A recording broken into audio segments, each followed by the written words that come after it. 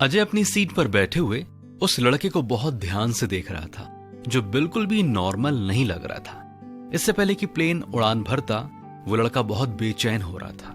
कभी कभी अपनी आंखें बंद कर रहा था, कभी अपने हाथों को जोर से पकड़ रहा था, कभी अपनी उंगलियों को एक दूसरे के बीच में फंसाकर कुछ बड़बड़ा रहा था, तो कभी जोर जोर से सांसें ले रहा था, तो कभी अपनी कुर्सी से उठने की कोशिश कर रहा था। कोई भी उस लड़के को देखकर समझ सकता था कि वो अपनी जिंदगी की शायद पहली उड़ान भर रहा था, या उसे प्लेन की यात्रा पसंद नहीं थी। जो भी हो, लेकिन तभी अजय ने कुछ बेहद अजीब सी चीज देखी। उस लड़के के बगल में ही एक उम्रदराज महिला भी बैठी थी, जो उस लड़के की बेचैनी को समझ चुकी थी। इसलिए उस महिला ने उस लड़के से बात करनी शुरू कर दी, ताकि उस लड़के का ध्यान बढ़ जाए और बेचैनी थोड़ी कम हो जाए। उस महिला ने उस लड़के का नाम पूछा, क्या करते हो, तुम्हारी एज क्या है, कहाँ जा रहे हो, घर में कौन कौन है। इस तरह के तमाम सवालों को पूछा ताकि वो लड़का थोड़ा शांत हो जाए।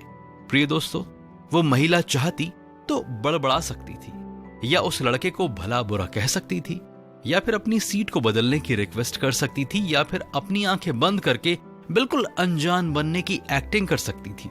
लेकिन उसने अपनी ही सीट पर बैठकर उस लड़के की हेल्प करने को चुना। जीवन के हालातों के बीच कुछ सकारात्मक चुन लेना सच में बहुत निराला है, लेकिन ऐसा बहुत कम लोग कर पाते हैं। हम में से अधिकांश लोग उस लड़के की मदद के लिए आगे नहीं आते।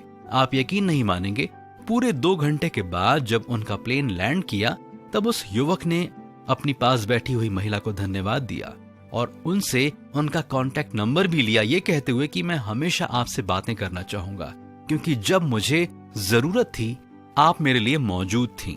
आज की सुबह एक सवाल, इससे पहले कि कोई आपके लिए मौजूद हो, क्या आप दूसरों के लिए मौजूद हैं?